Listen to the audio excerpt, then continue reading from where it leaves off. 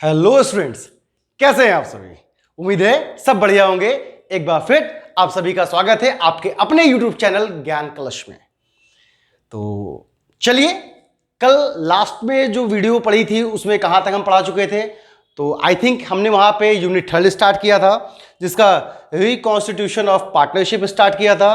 Reconstitution क्या होता है ये हम बता चुके थे कि जब पार्टनरशिप एग्रीमेंट में कोई चेंज आता है तो उसे रिकॉन्स्टिट्यूशन कहते हैं। पार्टनरशिप डीड में चेंजेस क्यों आते हैं उसके 2-3 रीजंस भी बता चुके थे। जब पार्टनर्स के बीच में प्रॉफिट शेयरिंग रेशियो चेंज हो जाता है, या फिर कोई नया पार्टनर आता है, admission of a new partner, या फिर death and retirement of a partner. जब पार्टनरशिप खत्म होती है तभी रिकॉन्स्टिट्यूशन होता है। लेकिन जब डिसोल्यूशन ऑफ पार्टनरशिप फर्म हो जाता है, जब पार्टनरशिप फर्म खत्म हो जाती है तो फर्म डिसॉल्व हो जाता है। यहां तक बता चुके थे। इसके बाद हमने वहां पे बताया था कि इसमें जो टॉपिक है पहला, change in PSR profit sharing ratio among the existing partner, इसमें हमें कौन कौन से टॉपिक पढ़ने हैं तो उसको भी हमने डिस्कस किया था, जिसमें पहला था सैक्रिफाइसिंग एंड गेनिंग रेशियो।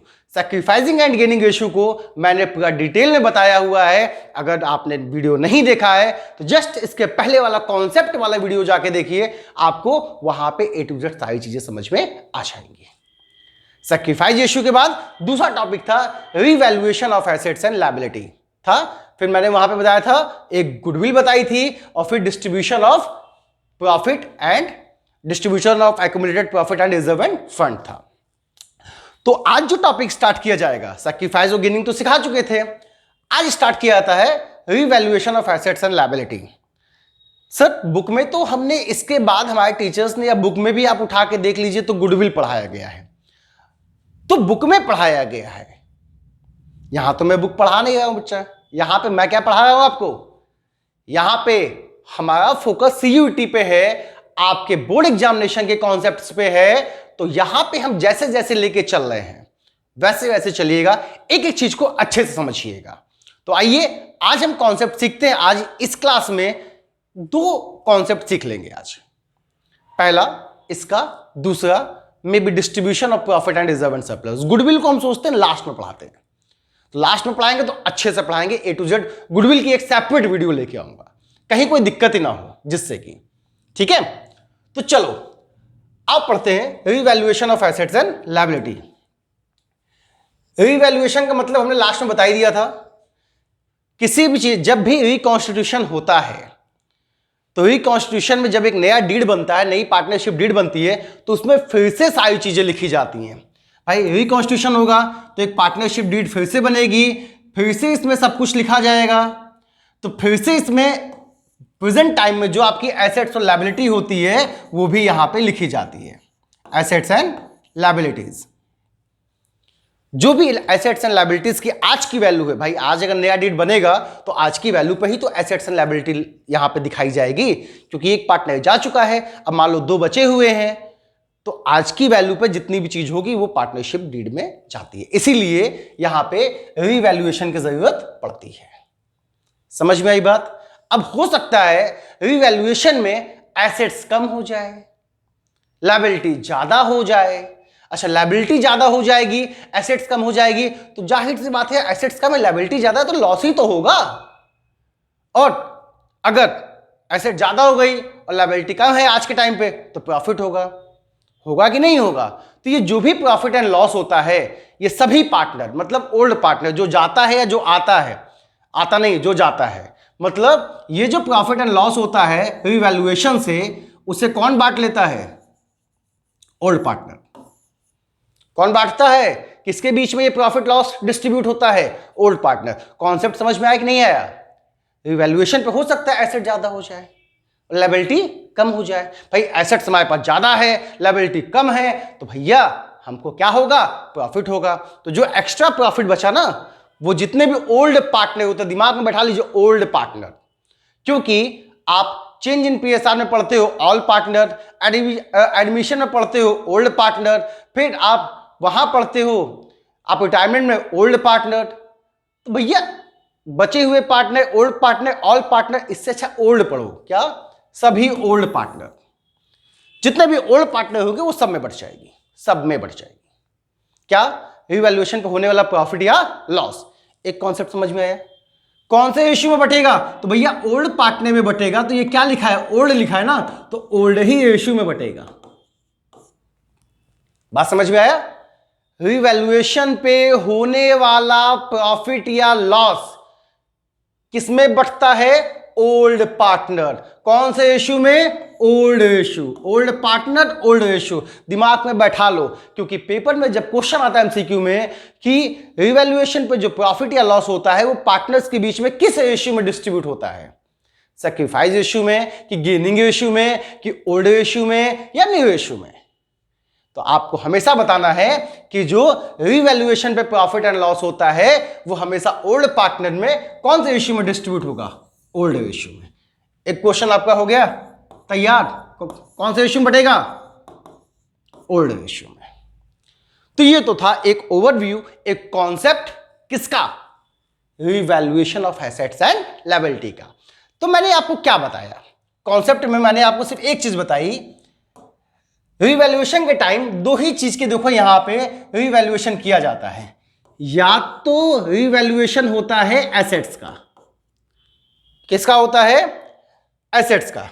ठीक है। या तो रिवैल्यूएशन होता है लायबिलिटीज का। या तो एसेट्स का या तो लायबिलिटीज का। इन्हीं दो ही चीजों का तो रिवैल्यूएशन होता है। इसको और अच्छे से समझने के लिए, जिससे कि आपको कभी दिक्कत ना आए, बताओ बैलेंस शीट में, जो आप बैलेंस शीट फर्म की पढ़ते हो उसमें लायबिलिटी यहां लिखी होती है, एसेट्स इधर लिखी होती नहीं लिखी होती? इससे आपको ज्यादा अच्छे समझ में आएगा आसानी से। अब देखो बेटा, लायबिलिटी के साथ रिवैल्यूएशन के टाइम दो ही चीज हो सकती है। या तो लायबिलिटी बढ़ेगी या तो लायबिलिटी घटेगी।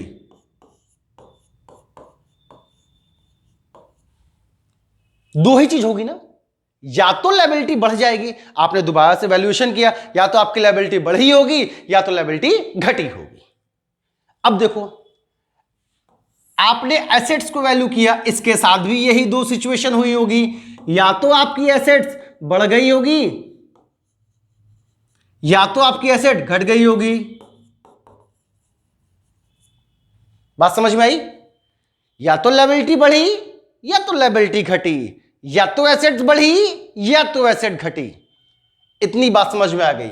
रिवैल्यूएशन पे एसेट और लायबिलिटी घटने बढ़ने के बाद जब एसेट्स और लायबिलिटी का कंपैरिजन किया जाता है, तो इन दोनों के कंपैरिजन के बाद या तो हमें प्रॉफिट मिलता है या फिर हमें लॉस मिलता है। क्या मिलेगा? या तो भैया दोनों का कंपैरिजन किए घटने बढ़ने के बाद, या तो हमें फायदा हुआ होगा या तो नुकसान हुआ होगा। फायदा कब होगा? जब एसेट ज्यादा होगी, लायबिलिटी कम हो जाएगी, तो फायदा होगा। और नुकसान क्या होगा? जब लायबिलिटी ज्यादा होगी, एसेट्स कम होगा, तो लॉस हो जाएगा। इतनी चीज समझ में आई कि नहीं आई? आ गई? आ गई? अच्छा लगा हो तो लाइक और सब्सक्राइब करना मत भूलिएगा, और शेयर करना तो बिल्कुल मत भूलिएगा, कि ज्यादा से ज्यादा लोगों तक ये सारी चीज पहुंच जाए। ठीक, आइए अब आगे देखते हैं। अब बच्चों, इसमें यहां से यहां से कई क्वेश्चंस बनते हैं। यहां से कई क्वेश्चन बनते हैं, कई अच्छे अच्छे क्वेश्चंस बनते हैं। वो सारे क्वेश्चंस मैं लेके आऊंगा प्रैक्टिस सेट में, इसलिए कॉन्सेप्ट पहले पढ़ लो, फिर प्रैक्टिस सेट जैसे आएगा तो आपसे एक भी क्वेश्चन छूटना नहीं चाहिए। बनता क्या है? लायबिलिटी बढ़ेगी, यहां पर जनरल एंट्री बनती है। किसकी जनरल एंट्री बनती है? रिवैल्यूएशन की। लायबिलिटी बढ़ती है, कोई चीज बढ़ेगी। अच्छा बताओ, ग्लास में पानी रखा है, अगर पानी डालोगे और पानी बढ़ेगा तो पानी ऊपर जाएगा कि नीचे जाएगा? पानी ऊपर जाएगा कि नीचे जाएगा? पानी में अगर ग्लास में पानी डालोगे तो पानी तो ऊपर की तरफ जाएगा ना। जितना पानी डालोगे पानी बढ़ेगा तो पानी ऊपर जाएगा। ठीक, ये सिखाने का कॉन्सेप्ट है। इस कॉन्सेप्ट को अच्छे से सीखना। तो इसकी जनरल एंट्री बनानी पड़ती है। जनरल एंट्री में दो साइड होते हैं, डेबिट और क्रेडिट साइड। एक साइड डेबिट होता है, दूसरा साइड क्रेडिट साइड होता है। सेम कंडीशन डिक्रीज में भी है। डिक्रीज की एंट्री क्या बनेगी? एक डेबिट होगा, एक क्रेडिट साइड होगा। अब देखो, एंट्री याद करने का कितना अच्छा तरीका है, एकदम आसान सा। कभी जिंदगी में नहीं भूलोगे अगर इस कॉन्सेप्ट से पढ़ लिए। मैंने क्या बताया? अगर ग्लास में पानी डालोगे या बोतल में पानी डालोगे, पानी भरेगा, पानी बढ़ेगा, पानी बढ़ेगा तो ऊपर जाएगा, पानी घटेगा तो नीचे जाएगा। इसी तरीके से सेम लायबिलिटी से याद कर लो, इसी एक कॉन्सेप्ट को लेकर चलो हम याद रखेंगे लायबिलिटी को। लायबिलिटी बढ़ेगी तो ऊपर, लायबिलिटी घटेगी तो नीचे। चलो देखो, लायबिलिटी बढ़ेगी तो ऊपर, बताओ डेबिट ऊपर है कि क्रेडिट? डेबिट ऊपर है, तो लायबिलिटी कहां जाएगी? Liability account debit, liability account debit. Sir चलिए ठीक, टू में क्या लिखेंगे? आप बना क्या रहे हो? रिवैल्यूएशन। तो एक साइड हमेशा, रिवैल्यूएशन के एंट्री में एक साइड हमेशा क्या होगी? रिवैल्यूएशन की होगी। तो देखो डेबिट में तो लायबिलिटी लिख दिए, और क्रेडिट में क्या लिखेंगे? Revaluation account. क्या लिखेंगे? रिवैल्यूएशन। तो लायबिलिटी जब बढ़ती है तो एंट्री क्या बनती है? बढ़ेगी तो ऊपर जाएगी, liability account debit to revaluation, और घटेगी तो नीचे जाएगी। और नीचवा क्या है? क्रेडिट है, तो टू में क्या आ जाएगी? लायबिलिटी आ जाएगी। और डेबिट में क्या आ जाएगा? तो आपको अभी मैंने बताया, एक साइड एंट्री में हमेशा क्या होगा? रिवैल्यूएशन होगा। तो डेबिट में बच्चों क्या आ जाएगा? रिवैल्यूएशन आ जाएगा। उम्मीद है ये चीज आपको एकदम परफेक्ट समझ में आई होगी, एकदम अच्छे से समझ में आई होगी। भूलोगे आज की बात? जल्दी बताओ, भूलोगे नहीं? सिर्फ लायबिलिटी को याद कर लो बस, एसेट भूल जाओ, एसेट भूल जाओ। अभी क्या याद कर लो? लायबिलिटी को। लायबिलिटी कहां लिखी होती? पहले लायबिलिटी बाद में एसेट्स होती है। सर ने बताया था लायबिलिटी बढ़ेगी तो ऊपर, लायबिलिटी घटेगी तो नीचे। ऊपर मतलब डेबिट, नीचे मतलब क्रेडिट। तो इसकी दो एंट्री बनेगी, लायबिलिटी बढ़ेगी तो ऊपर जाएगी, liability account debit to revaluation, घटेगी तो नीचे जाएगी, तो डेबिट में क्या जाएगा? रिवैल्यूएशन, और टू में क्या जाएगा? लायबिलिटी। देखो लायबिलिटी नीचे आ गई ना, रिवैल्यूएशन ऊपर आ गया। क्या सर सेम एंट्री जो लायबिलिटी की बनी है क्या वो एसेट्स की भी बनेगी? तो बच्चा ये बताओ, क्या जिधर लायबिलिटी लिखी जाती है क्या उधर ही एसेट्स भी लिखी जाती है? क्या लिखी जाती है? नहीं सर, ये तो जस्ट अपोजिट लिखी जाती है। लायबिलिटी इधर डेबिट साइड में लिखी जाती है, तो एसेट जो अभी तक हमने बैलेंस शीट पढ़ी थे फर्म की, उसमें एसेट क्रेडिट साइड में लिखी जाती थी। याद कीजिए 11th की जो बुक है, याद आया? फाइनल अकाउंट में जो आपने पढ़ा होगा, वो शेड्यूल 3 नहीं पढ़ा होगा, वहां पे बैलेंस शीट टी फॉर्म में बनती थी। आप देखोगे वहां बैलेंस शीट ऐसे बनती थी, टी फॉर्म में बनती थी ना। ये डेबिट साइड होता था, ये क्रेडिट साइड होता था, यहां पे लायबिलिटी, यहां पे एसेट्स आता था।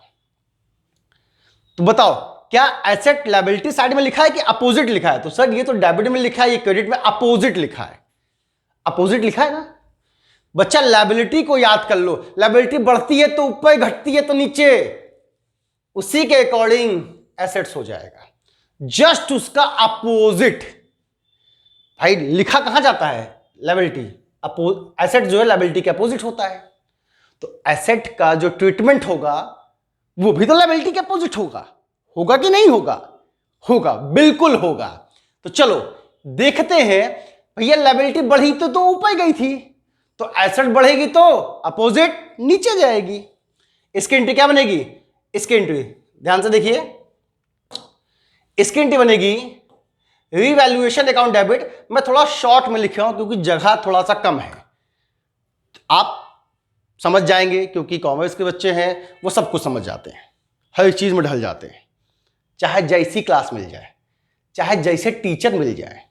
नहीं, क्योंकि ज्यादातर कॉमर्स के बच्चे कहते हैं हमको पढ़ना ही नहीं, हम तो ऐसे ही पास हो जाएंगे। कॉमर्स का मतलब होता है बिजनेस। हमारा बिजनेस तो पहले सेटअप है? चलो और देखते हैं। अपोजिट, तो अपोजिट मतलब एसेट, लायबिलिटी बढ़ी थी तो ऊपर गई थी, यहां पे एसेट बढ़ेगी तो एसेट नीचे आ जाएगी, मतलब एसेट्स 2 में आ जाएगी। तो एंट्री क्या बनेगी? Revaluation account debit to assets account. बताओ समझ में आया कि नहीं आया? आ गया होगा। चलो अब यहां जब लायबिलिटी घटती है तो नीचे जाती है, घटेगी तो नीचे जाएगी, लेकिन एसेट घटेगी तो ऊपर जाएगी। तो बताओ assets account debit to revaluation account, ये चारों एंट्री समझ में आ गई कि नहीं आ गई? आ गई कि नहीं आ गई? 110% आ गई होगी। यहां तो अब कोई दिक्कत ही नहीं होनी होगी। तो लायबिलिटी बढ़ेगी तो ऊपर जाएगी, लायबिलिटी टू रिवैल्यूएशन। लायबिलिटी घटेगी तो नीचे आएगी, रिवैल्यूएशन टू लायबिलिटी। इसका अपोजिट एसेट के साथ, हमेशा एसेट को अपोजिट रखना। एसेट बढ़ेगी तो नीचे आ जाएगी, revaluation account debit to assets, और एसेट घटेगी तो ऊपर चली जाएगी, assets account debit to revaluation. इन 4 एंट्री को दिमाग में एकदम बैठा लेना। और बता देता हूं, इन 4 एंट्री को दिमाग में बैठाने के बाद ध्यान दीजिएगा, इसका जो ये ट्रीटमेंट है, इसका ये जो ट्रीटमेंट है ये इन 3 चैप्टर्स में ही होगा। पहला, चेंज इन पीएसआर, जो ये कॉन्सेप्ट चल रहा है चेंज इन पीएसआर का। दूसरा, एडमिशन। तीसरा, आपका रिटायरमेंट एंड डेथ, आपका रिटायरमेंट एंड डेथ। तो अभी जो मैंने आपको revaluation of assets and liability की एंट्री सिखाई, लायबिलिटी ऊपर कब जब बढ़ेगी, नीचे कब जब घटेगी, इसका अपोजिट एसेट्स, एसेट बढ़ेगी तो नीचे, घटेगी तो ऊपर। ऊपर नीचे समझ में आ गया कि डेबिट और क्रेडिट को मैं बता रहा हूं, और एक साइड में रीवैल्यूएशन। ठीक, तो ये तो हो गया, ये एंट्री चेंज इन पीएसआर में भी होगी, एडमिशन ऑफ पार्टनर में भी होगी, रीवैल्यूएशन रिटायरमेंट एंड डेथ में भी सेम होगी, एज इट इज होगी, कहीं कुछ अलग नहीं होगा। मतलब ये टॉपिक अगर मैंने यहां पढ़ा दिया, वहां पे ये टॉपिक मैं लिखूंगा, लेकिन वहां पढ़ाऊंगा नहीं। ध्यान से सुनिएगा, वहां पढ़ाऊंगा नहीं, वहां मैं यही कहूंगा कि जो मैंने चेंज इन पीएसआर में पढ़ाया था वही टॉपिक यहां पे है, इसलिए इसको एकदम दिमाग में बैठा लो। पार्टनरशिप में कभी भी रीवैल्यूएशन आएगा तो इसके अलावा कोई दूसरा कॉन्सेप्ट आपको नहीं आएगा सामने।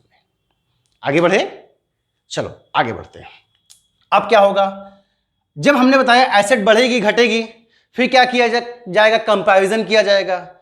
अब कंपैरिजन में क्या होगा, या तो फायदा होगा या तो नुकसान होगा। एसेट ज्यादा लायबिलिटी कम तो फायदा, एसेट ज्यादा तो लायबिलिटी कम, क्या होगा, प्रॉफिट होगा। और लायबिलिटी ज्यादा एसेट्स कम तो लॉस होगा। क्या होगा, लॉस होगा।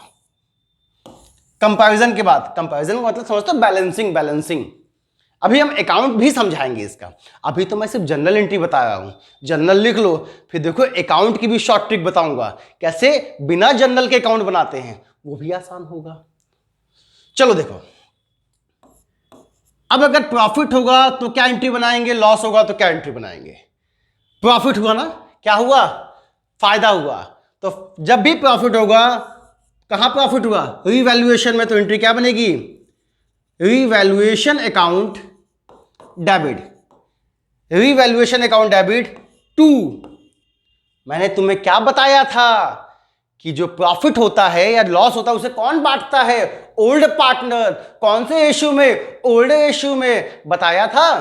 तो बस मान लो यहां पे ओल्ड पार्टनर 2 लोग थे, ए एंड बी, तो जो प्रॉफिट बटेगा उसकी एंट्री बनेगी revaluation account debit to A's capital account. क्या लिखेंगे, एज कैपिटल अकाउंट, और बी को भी मिलेगा टू बीज कैपिटल अकाउंट, कैपिटल अकाउंट। और ये जो प्रॉफिट आएगा, यहां जो इस पे प्रॉफिट आएगा, वो इन दोनों में कौन से इश्यू में बटेगा, तो मैंने क्या सिखाया था, ओल्ड इश्यू में बटेगा। कौन से इश्यू में, ओल्ड इश्यू में।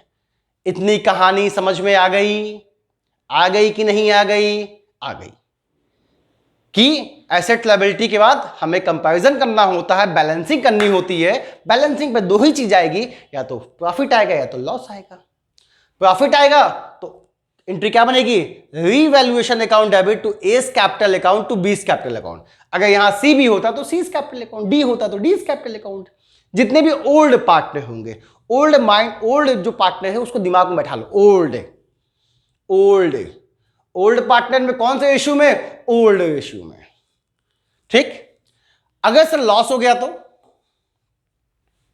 क्या एंट्री बनेगी। अच्छा बताओ, प्रॉफिट का अपोजिट लॉस होता है कि नहीं होता, प्रॉफिट का अपोजिट लॉस, तो एंट्री भी क्या हो जाएगी, अपोजिट हो जाएगी। अपोजिट मतलब ये दोनों डेबिट में चले जाएंगे। बना देते हैं, आपका कहना है ऐसे बना दीजिए तो बना देते हैं।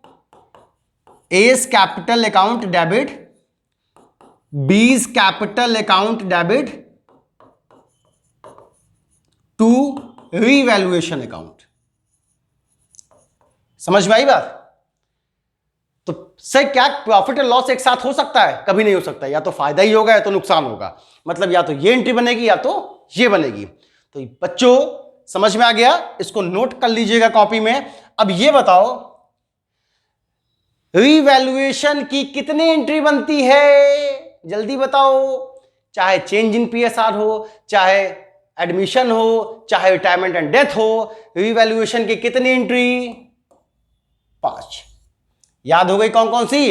एक तो एसेट बढ़ने की या घटने की, एसेट बढ़ने की या घटने की 2 हो गई। लायबिलिटी बढ़ने की या घटने की 4 हो गई। और एक एंट्री कौन सी? या तो प्रॉफिट या तो लॉस, 5 हो गई। इन 5 के अलावा छठी एंट्री बनती ही नहीं है। इतनी बात समझ में आई? चलो सर ये तो एंट्री बता दी है। इसका जो अकाउंट है वो कुछ ऐसे बनता है, जितने बच्चे 12th वाले हैं उन सबको पता होगा। रीवैल्यूएशन अकाउंट यहां होता है पर्टिकुलर अमाउंट, पर्टिकुलर अमाउंट। ये डेबिट का होता है, ये क्रेडिट साइड का होता है। ध्यान इतना देना, पेपर में कभी भी क्वेश्चन कीजिएगा, मैंने यह फॉर्मेट क्यों बनाया? इसीलिए बनाया कि आप भी कभी भी क्वेश्चन कीजिए तो विदाउट फॉर्मेट मत कीजिएगा, क्योंकि बेटा फॉर्मेट अगर गलत तो क्वेश्चन गलत, इसलिए फॉर्मेट हमेशा सही कीजिएगा। चलिए अब इसकी एक छोटी सी ट्रिक है, छोटी सी ट्रिक है, याद रखो कभी गलत नहीं होगा। मैंने सिर्फ एक चीज पकड़ने के लिए कहा था, क्या? लायबिलिटी को पकड़ना। इधर क्या होता है, अगर देखो मान लीजिए बैलेंस शीट है, तो बैलेंस शीट में लायबिलिटी यहां होती है और एसेट्स यहां होती है। होती है कि नहीं होती है? होती है। तो चलो रिवैल्यूएशन अकाउंट में, हालांकि जो 12th के बच्चे उनको सबको पता होगा, यहां पर सभी 12th वाले बच्चे ही होंगे। ये तो बताने की जरूरत नहीं ना बच्चा कि यहां 2 लिखेंगे, यहां बाई लिखेंगे, ये सब 11th के बच्चों को बताया जाता है, आप सबको पता होगा। तो इतनी छोटी छोटी चीजों पे हालांकि ध्यान जरूर दीजिएगा। चलो तो कॉन्सेप्ट क्या था, यहां पे इस साइड देखो बैलेंस शीट में लायबिलिटी होती है, इधर एसेट्स होती है। रिवैल्यूएशन में क्या जाता है, एसेट बढ़ेगी या घटेगी, लायबिलिटी बढ़ेगी या घटेगी, यही तो जाएगा। तो देखो बेटा लायबिलिटी इधर है ना, तो लायबिलिटी जब बढ़ेगी, लायबिलिटी जब बढ़ेगी, लायबिलिटी जब इंक्रीज होगी तो कहां लिखेंगे? डेबिट साइड में। और एसेट जब इंक्रीज होगी तो कहां लिखेंगे? क्रेडिट साइड में। आ गया समझ में? कितना आसान सा है। लायबिलिटी इधर, एसेट्स इधर, या आप हमेशा पढ़ते हो कि नहीं पढ़ते हो? तो बस लायबिलिटी बढ़ेगी तो इधर लिखो, एसेट बढ़ेगी तो इधर लिखो, यही तो लिखते हैं बैलेंस शीट में भी। लायबिलिटी जब बढ़ती है तो लायबिलिटी में लिखते हैं, एसेट बढ़ती है तो एसेट में लिखते हैं, क्रेडिट साइड में। कुछ नया थोड़ी ना पढ़ाया, जो पढ़े वही पढ़ाया हूं। अब इसका अपोजिट घटने के साथ, लायबिलिटी जब घटेगी, डिक्रीज होगी तो कहां लिखेंगे? By liability decrease. लायबिलिटी घटेगी तो अपोजिट जाएगा, एसेट घटेगी तो इधर आ जाएगा, टू एसेट्स डिक्रीज। भाई बढ़ेगी तो सेम साइड, घटेगी तो अपोजिट, कोई दिक्कत नहीं। क्या सर यहां तो एसेट लायबिलिटी 4 ही चीज लिखे हैं, हम तो बनाते बहुत सारी चीज आती है। वो आइटम्स होते हैं, वो एसेट्स के ही आइटम होते हैं, लायबिलिटी के ही आइटम होते हैं, इसलिए मैंने लायबिलिटी लिख दिया। अगर कोई भी आइटम लायबिलिटी का आपको लगा है कि वो बढ़ा है तो कहां लिखेंगे? डेबिट में। घटा है तो कहां लिखेंगे? क्रेडिट में। लायबिलिटी का आइटम बढ़ा तो इधर, घटा तो इधर, अपोजिट। एसेट कहां होती है? इधर होती है। एसेट बढ़ा तो कहां? क्रेडिट साइड में, और घटा तो कहां? डेबिट साइड में। समझ में आया कि नहीं आया? आ गया। इसके बाद बैलेंसिंग होती है। क्या होती है? बैलेंसिंग। अब बच्चों मान लो ये है तुम्हारा एसेट साइड, ये एसेट ही तो है ना। अगर ये ज्यादा हुआ, यहां पे ये क्रेडिट साइड है, इसको ऐसे मानो क्रेडिट साइड ज्यादा हुआ, डेबिट साइड कम हुआ, तो जो बैलेंसिंग में आएगा वो क्या आएगा? प्रॉफिट आएगा। और ये जो प्रॉफिट आएगा वो किस में बटेगा? वो ओल्ड पार्टनर में बटेगा। मान लीजिए ओल्ड पार्टनर ए और बी थे, तो ए और बी में ये बट जाएगा, ये वाला प्रॉफिट बट जाएगा। कौन से रेशियो में बटेगा? ओल्ड रेशियो में बटेगा। सेम चीज, अगर डेबिट ज्यादा होगा, क्रेडिट कम होगा, तो यहां पे ये क्या आ जाएगा? ये लॉस आ जाएगा। और लॉस भी किस में बढ़ जाएगा? ओल्ड पार्टनर में। कौन से रेशियो में बटेगा? तो ये जो जिस रेशियो में बटेगा उसे कहते हैं ओल्ड रेशियो। तो चाहे प्रॉफिट हो चाहे लॉस, वो ओल्ड रेशियो में ही बटेगा। तो बच्चों, रिवैल्यूएशन का मैंने यहां पर टोटल जर्नल एंट्री भी बता दी और बिना एंट्री के अकाउंट कैसे बनता है डायरेक्ट, उसका भी कॉन्सेप्ट बता दिया। एनीबॉडी हैव एनी डाउट तो पूछ लो। उम्मीद तो नहीं है कि शायद किसी को इसमें दिक्कत होगी या डाउट होगा, कहीं से कोई डाउट ही नहीं होगा। अगर डाउट होगा ना, इसी को थोड़ा सा पीछे करना, फिर कंसंट्रेशन के साथ देखना, फिर डाउट होगा तो पीछे करना, कंसंट्रेशन के साथ देखना, एक दो बार आगे पीछे होगा तो सब कुछ समझ में आ जाएगा। तो आप भाई आगे पीछे होने से सब कुछ हो जाता है, ये तो आपको पता ही होगा, वो आपको तो एकदम अच्छे से पता होगा। तो अगर नहीं आता तो पीछे जाइए, फिर आगे आइए, पीछे जाइए, आगे आइए, और हो जाएगा। 2-3 बार देख लेना, अपने आप समझ में आएगा। कैसे नहीं आएगा, सब कुछ आएगा। तो बच्चों, ये था कॉन्सेप्ट। अभी मैंने क्या कहा, मैं अभी क्वेश्चंस लेके नहीं आया हूं, मैं अभी सिर्फ कॉन्सेप्ट लेके आया हूं। अब आपसे क्वेश्चन कैसे पूछ सकता है, आपको क्वेश्चन में दिया हुआ कोई एसेट्स इंक्रीज हुई 10,000 से, कोई एसेट्स इंक्रीज हुई 10,000 से, बताइए वो रीवैल्यूएशन अकाउंट में कहां जाएगा। कोई एसेट्स अगर 10,000 से इंक्रीज होती है, रीवैल्यूएशन में कहां जाएगी, इंक्रीज हुई ना क्रेडिट, लायबिलिटी इंक्रीज हुई तो डेबिट, घटी तो लायबिलिटी, घटी तो क्रेडिट, एसेट घटी तो डेबिट। बस इतनी छोटी चीज बतानी है, इससे ज्यादा थोड़ी ना बताना है। ठीक, आगे बढ़े, चलो।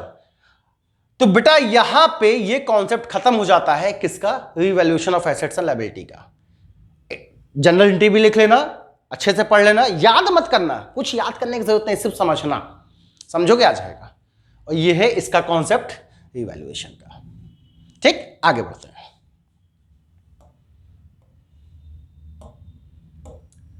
अब क्या है, distribution of accumulated profit and loss. क्या बात है, सिर्फ यहां पे प्रॉफिट एंड लॉस दिया हुआ है। अब ये एक्यूमुलेटेड क्या होता है, एक्यूमुलेटेड का मतलब भाई मान लो आज हमने डिसाइड किया, आज हमने क्या डिसाइड किया कि हम सभी पार्टनर आपस में प्रॉफिट शेयरिंग रेशियो बदल लेंगे। आज ही कॉन्स्टिट्यूशन होगा। जब आज ही कॉन्स्टिट्यूशन होगा तो जो आज तक का प्रॉफिट हुआ है पिछले साल 2 साल में, या पिछले साल जो प्रॉफिट हुआ होगा बचा होगा ना, या अभी तक का जो प्रॉफिट होगा, पिछले साल का प्रॉफिट नहीं बांटे, या अभी तक जो प्रॉफिट हुआ है बचा होगा ना, चाहे अभी तक का जो प्रॉफिट होगा या जो लॉस होगा, बचा हुआ प्रॉफिट लॉस, या पिछले साल का बचा हुआ प्रॉफिट लॉस, या जो प्रॉफिट लॉस बैलेंस शीट में होता है, क्या होता है बैलेंस शीट में, उसी को क्या कहते हैं, एक्यूमुलेटेड प्रॉफिट एंड लॉस कहते हैं। प्रॉफिट होगा तो प्रॉफिट हम लोग बांट लेंगे। कौन बांटेगा, कौन बांटेगा, एक कॉन्सेप्ट सिखाया था ना, कौन बांटेगा, ओल्ड पार्टनर बांटेंगे। कौन बांटेगा, ओल्ड पार्टनर बांटेंगे। कौन से इश्यू में बांटेंगे, तो ओल्ड पार्टनर जो बांटेंगे वो कौन से इश्यू में बांटेंगे, ओल्ड इश्यू में बांटेंगे। कितना बढ़िया दिख रहा है ये। कौन बांटेगा, जो बचा हुआ प्रॉफिट है, जो बैलेंस शीट में बचा हुआ प्रॉफिट या लॉस है, वो किसके बीच में डिस्ट्रीब्यूट होगा, वो डिस्ट्रीब्यूट हो जाएगा ना। आज तक का जो प्रॉफिट है वो कौन ले जाएगा, बचे हुए पार्टनर ले जाएंगे जो ओल्ड पार्टनर है, और लॉस भी होगा तो कौन ले जाएगा, ओल्ड पार्टनर। कौन से इश्यू में, ओल्ड इश्यू में, या जो उनका प्रॉफिट शेयरिंग इश्यू है, ओल्ड वाला, नया वाला नहीं, ओल्ड वाला। इसलिए मैं हमेशा ओल्ड इश्यू बोल रहा हूं, कोई दिक्कत नहीं।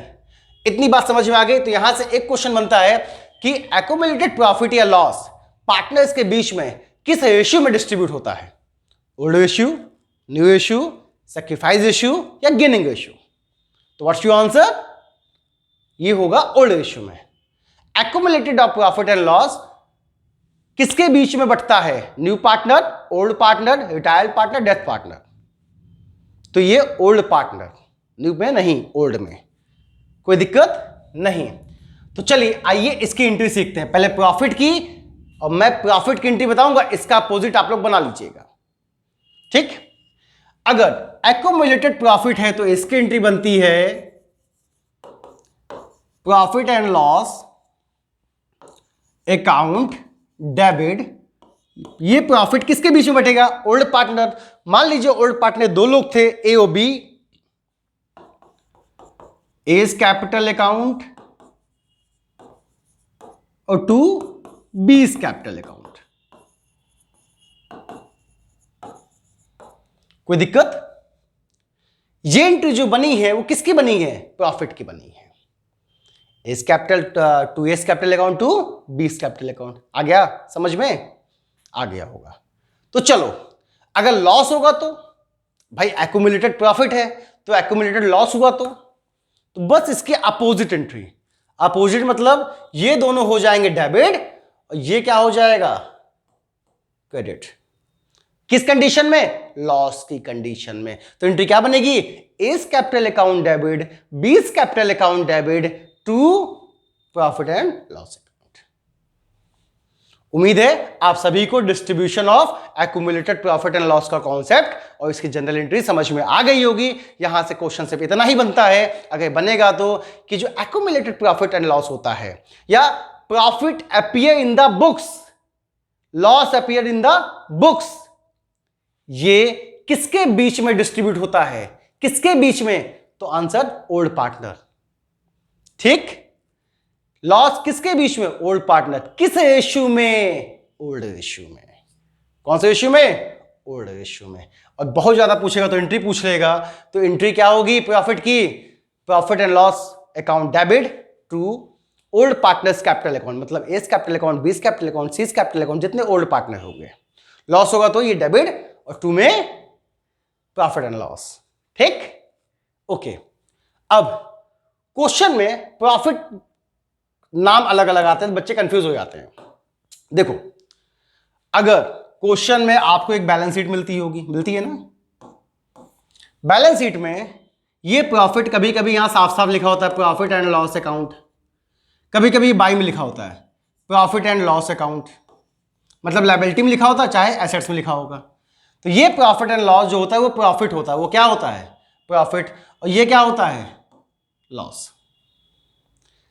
कभी कभी यहां पे प्रॉफिट की जगह क्या लिखा होता है? सरप्लस लिखा होता है, ये भी क्या होता है? प्रॉफिट। और यहां पे कभी कभी एडवर्टाइजमेंट एक्सपेंस लिखा होता है, प्रीलिमिनरी एक्सपेंस लिखा होता है, ये भी सब क्या होते हैं? लॉस। इन सब की एक एंट्री बनती है। ठीक, इतनी बात आई समझ में? आ गई समझ में? कोई दिक्कत नहीं। एक और, चलो ये तो हो गई बात इसकी, क्योंकि हम सीयूटी के हिसाब से पढ़ा रहे हैं तो आपको एक चीज बताएं। लेकिन अगर बोर्ड एग्जामिनेशन में आता है, आप जाते हो बोर्ड में क्वेश्चन आएगा ना, क्वेश्चन आते ही एक छोटी चीज बता रहा हूं, इसको अप्लाई कीजिएगा, कभी भी बोर्ड एग्जामिनेशन में दिक्कत नहीं आएगी किसी को। क्या? ध्यान से देखो, जैसे ही आपको क्वेश्चन मिलेगा आपको एक ऐसे बैलेंस शीट मिलेगी। क्या मिलेगी? बैलेंस शीट मिलेगी। बैलेंस शीट में इधर प्रॉफिट अगर लिखा है या जनरल रिजर्व लिखा है, जनरल रिजर्व लिखा है, या वर्कमैन कंपनसेशन रिजर्व लिखा है, इन्वेस्टमेंट फ्लक्चुएशन रिजर्व लिखा है, अभी ये सब मैं बताऊंगा। ये तो मैं बोर्ड के पॉइंट ऑफ व्यू से बताऊं, जो बच्चे पढ़े हैं उनको पता होगा, थोड़ा सा ट्रिक बताते हो, याद रखिएगा। इसके बाद इधर मान लीजिए क्या लिखी है? गुडविल लिखी है, इधर प्रॉफिट एंड लॉस लिखा हुआ है, या फिर इधर एडवर्टाइजमेंट सस्पेंस लिखा है या एक्सपेंस लिखा है। अगर ये एक चीज दिखाई देती है तो इनको देखते ही आप डबल टिक लगा देना। क्या लगाओगे? डबल टिक लगाओगे। क्या लगाओगे? Double tick. अगर सबसे पहले क्वेश्चन मिलते इसको ढूंढना, देखना, अगर ये लिखा है तो डबल टिक लगा देना। डबल टिक लगाने से ये तुम्हें पता चल जाएगा ये जो आइटम है वो पार्टनर्स में क्या होंगे? डिस्ट्रीब्यूट हो जाएंगे। ये जो आइटम है वो कहां डिस्ट्रीब्यूट होंगे? पार्टनर्स में। कहां? पार्टनर्स में। अब देखो इसकी एंट्री कितनी आसान सी बनती है। ये सारे आइटम कहां है? डेबिट में है। सबके सब आइटम कहां है? डेबिट में। डेबिट, ये डेबिट साइड होता है ना, और ये सब आइटम कहां है? क्रेडिट साइड में। तो ये सब आइटम किस में डिस्ट्रीब्यूट होगा? पार्टनर्स में। एंट्री क्या बनेगी? देखो इधर के आइटम की profit account debit, profit and loss account debit to A to B, मान लो दो पार्टनर थे, पार्टनर में डिस्ट्रीब्यूट हो जाएगा। ये डेबिट में था इसलिए प्रॉफिट को डेबिट में लिख दिया। किस में बटेगा? पार्टनर्स में, टू ए टू बी। चलो इसकी एंट्री बताओ। जनरल रिजर्व, इस पर भी तो डबल टिक लगा था। कहां है? डेबिट में। जनरल रिजर्व डेबिट में है तो डेबिट में क्या लिखेंगे? General reserve. और टू में क्या लिखेंगे? To A to B. A capital account, B capital account. ठीक, चलो वर्कमैन कंपनसेशन रिजर्व कहां है? डेबिट में। तो एंट्री क्या बनेगी? ये भी तो डिस्ट्रीब्यूट होगा। Document compensation reserve account debit to A to B, ये भी debit to A to B. अब ये देखो गुडविल कहां दी है, क्रेडिट साइड में दी है, तो डेबिट और ये होता है क्रेडिट साइड। गुडविल कहां दी है, क्रेडिट साइड में, तो कहां लिखेंगे, क्रेडिट साइड में लिखेंगे टू गुडविल। तो डेबिट में क्या आ जाएगा, एज कैपिटल अकाउंट डेबिट और बीस कैपिटल अकाउंट डेबिट। अगर दो पार्टनर हैं ओल्ड वाले तो ये दो हो जाएंगे। समझ में entry, A's capital account debit, B's capital account debit to goodwill. अगर मान लो इधर पीएल तुम्हें दिखता है, लॉस है, तो एंट्री क्या बनती है, A's capital account debit, B's capital account debit to profit and loss, क्योंकि ये भी कहां दिया, क्रेडिट साइड में। एडवर्टाइजमेंट एक्सपेंस दिखेगा तो कहां लिखेंगे, क्रेडिट में, और डेबिट में कौन आ जाएगा, एज कैपिटल अकाउंट डेबिट और बीस कैपिटल अकाउंट डेबिट। आ गई बात समझ में, मजा आया, रिवैल्यूएशन का ट्रिक समझ में आया। तो बोर्ड की परीक्षा में जाइएगा, थोड़ा सा इसको अपनाइएगा, या अभी से प्रैक्टिस में ले लीजिए, आपको देखिए कहीं गलती नहीं होगी। इस एंट्री में तो कभी गलती नहीं होगी, distribution of accumulated profit and loss में तो कभी गलती होगी ही नहीं, कभी नहीं होगी। कोई दिक्कत?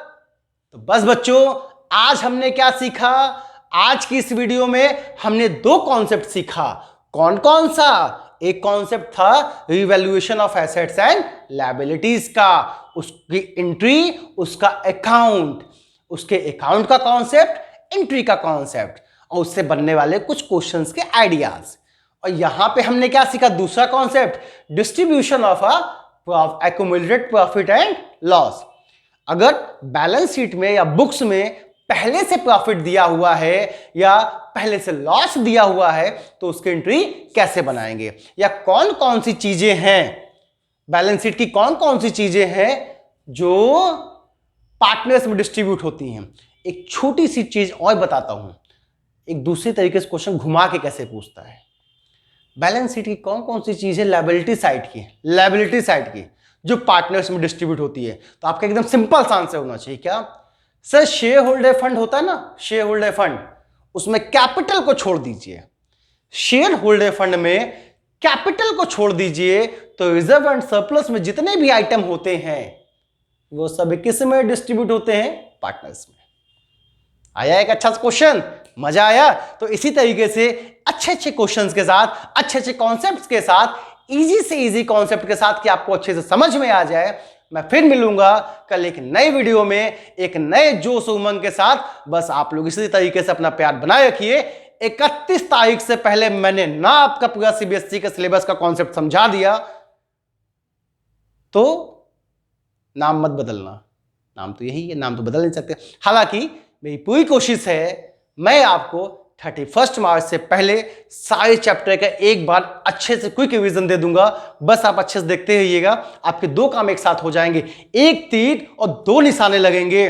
वो दो निशाना क्या है, तीर चलाया हमने सीयूटी पे और निशाना सीयूटी के साथ साथ बोर्ड एग्जामिनेशन पे भी लग रहा है।